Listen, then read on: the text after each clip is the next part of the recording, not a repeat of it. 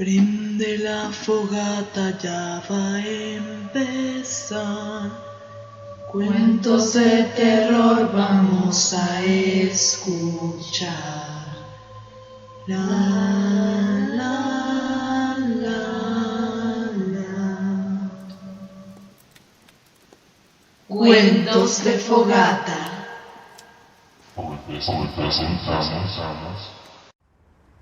Una noche cualquiera. Era una noche como cualquier otra.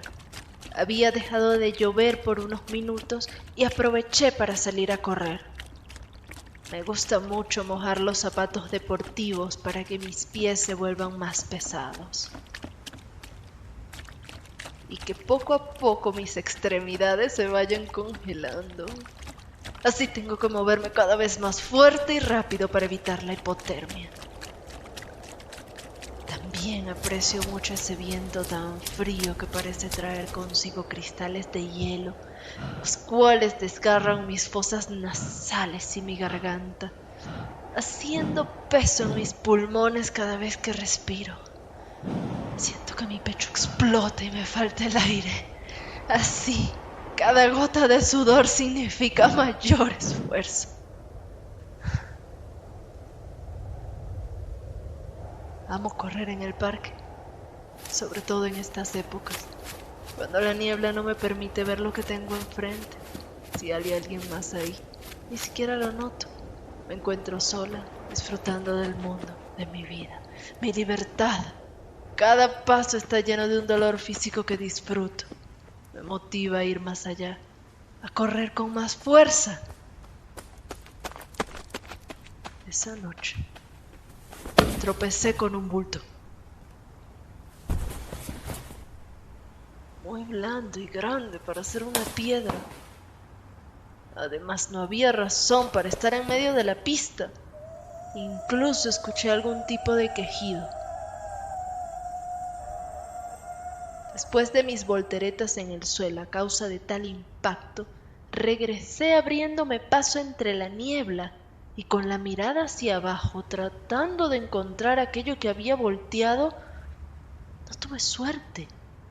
Di demasiados pasos, no podía estar tan lejos, así que me dispuse a seguir mi camino. Después de todo, era una noche cualquiera.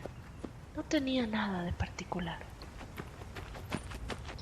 Al menos así pensaba yo, hasta que me di la vuelta y vi ese par de pies flotando a la altura de mis ojos.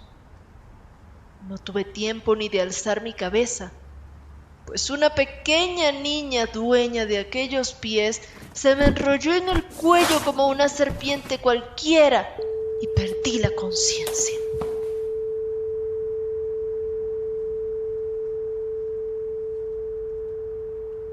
Al volver en mí, regresé a casa pensando que esta vez me había excedido al forzar tanto mi cuerpo, llegando hasta el punto de sufrir alucinaciones.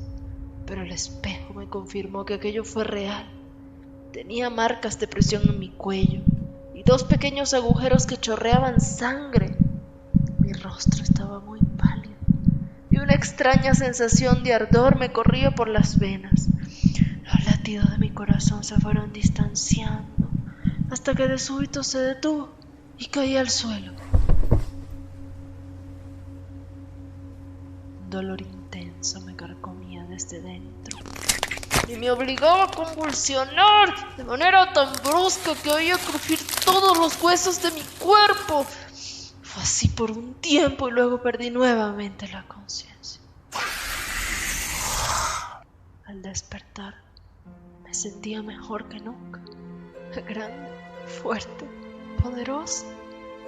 Las sonrisas me salían desde adentro. Una felicidad infinita me invadía.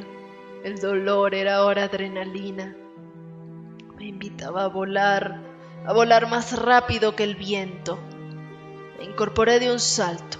Corrí a través de la casa, atravesé la ventana. Nunca había sentido tal libertad. Esto es lo que haré de ahora en adelante en una noche cualquiera. Desplegaré mis alas, volaré entre la niebla, acecharé desde los árboles buscando a aquel que pueda saciar mi hambre. Hundiré con gusto mis colmillos en su cuello para que su tibia sangre caliente mi gélido cuerpo y la palidez de mi rostro se borre por un momento con ese líquido escarlata que chorrea desde mi boca.